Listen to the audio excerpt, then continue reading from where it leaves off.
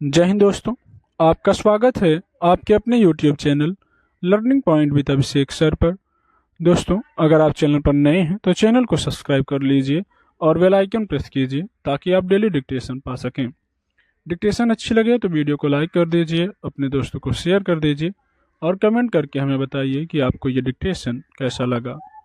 दोस्तों, अब से आप लोगों का मेंबरशिप का ऑप्शन इनेबल कर दिया गया है, जिसमें आपको योजना, कुरुक्षेत्र, निबंध, जीवनी, आध्यात्मिक और लीगल मैटर्स प्रोवाइड किए जाएंगे। और जैसे एसएससी का जो अलग से मैटर होता है पत्रिका का और उसके प्रीवियस ईयर के डिक्टेशन होते हैं वो सब प्रोवाइड किए जाएंगे। और आपका जैसे सीआरपीएफ का है तो उसके लिए आपको इन सब का एक मिक्सअप करके एक बढ़िया कंपाइलेशन करके डिक्टेशन दिया जाएगा। तो आप लोग 199 रुपये वाला मेंबरशिप आप ज्वाइन कीजिए और अपनी तैयारी को बेहतर बनाइए। डिक्टेशन शुरू होगी 5 सेकंड बाद।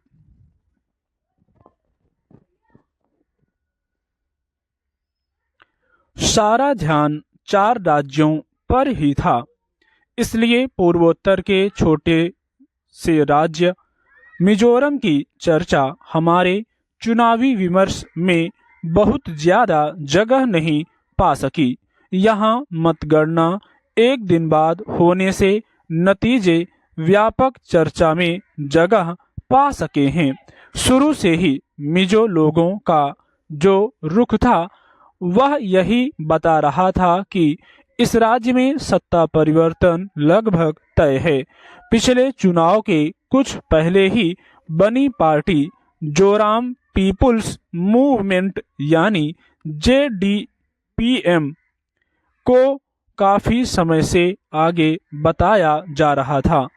हालांकि इसमें शक था कि वह अपने बूते सरकार बना पाने की स्थिति में शायद न रहे और उसे कांग्रेस का समर्थन लेना पड़े, पर ऐसी नौबत नहीं आई।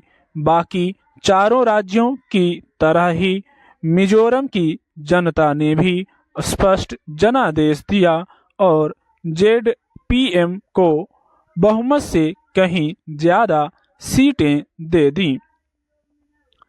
यह विधानसभा चुनाव उस समय हुआ है जब पड़ोसी राज्य मणिपुर पिछले लंबे समय से जातीय हिंसा में झुलस रहा है और उसकी आंच मिजोरम के राजनीतिक तेवर में लगातार झलकती रही है।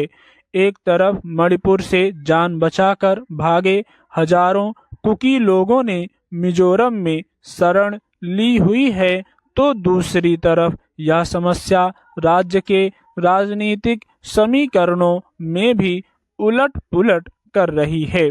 पिछले 5 साल में यहाँ मिजो नेशनल फ्रंट की सरकार थी, जो इसके साथ ही केंद्र में एनडीए गठजोड़ का हिस्सा थी। लेकिन मणिपुर समस्या ने फ्रंट को एक तरह से इस गठजोड़ से अलग कर दिया। जब इस मुद्दे पर विपक्षी दल नरेंद्र मोदी सरकार के खिलाफ अविश्वास प्रस्ताव लेकर आए तो फ्रंट के एकमात्र सांसद ने इस पर विपक्ष के साथ वोट किया।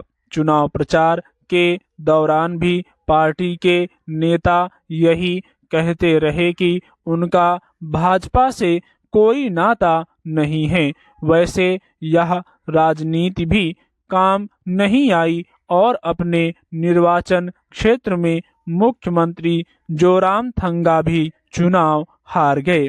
हालांकि कारण सिर्फ मणिपुर की समस्या नहीं है, उनकी सरकार पर भ्रष्टाचार के बहुत आरोप थे। जेडपीएम के नेता लल्दुहोमा ने अपनी सभाओं में इसे बड़ा मुद्दा बनाया था। चुनाव जीतने के बाद भी उन्होंने भ्रष्टाचार खत्म करने को अपनी पहली प्राथमिकता बताया है। इस राज्य में भाजपा का दांव बहुत बड़ा नहीं था। 2018 में पार्टी का एक उम्मीदवार ही चुनाव जीता था, वह भी ऐसा उम्मीदवार था जो कांग्रेस से दल बदल करके पार्टी में शामिल हुआ था। इस बार की तरह तब राज्य में माहौल भाजपा के खिलाफ नहीं था। इस बार भाजपा ने ज्यादा सीटों पर उम्मीदवार भी नहीं लड़ाए। पार्टी के केंद्रीय नेताओं ने राज्य के बहुत ज्यादा चुनावी दौरे भी नहीं किए। फिर भी पार्टी अपने 2 उम्मीदवारों को चुनाव जितवाने में कामयाब रही। भाजपा ने उस कांग्रेस को पीछे छोड़ दिया जो कभी मिजो राजनीति की एक बड़ी खिलाड़ी थी। 2018 से पहले तक वहां लगातार 10 साल कांग्रेस की सरकार रही थी। 2018 के चुनाव में जेडपीएम के उभार ने उसे विधानसभा में तीसरे नंबर की पार्टी बना दिया था। पिछले दिनों जब राहुल गांधी आइजॉल गए तो वहां उमड़ी भीड़ से बहुत से लोगों ने यह अनुमान लगाए कि यहां कांग्रेस की सत्ता में वापसी हो सकती है। अब नतीजे सामने आ गए हैं। तब कांग्रेस मिजोरम में चौथे नंबर की पार्टी हो गई है। स्टॉप।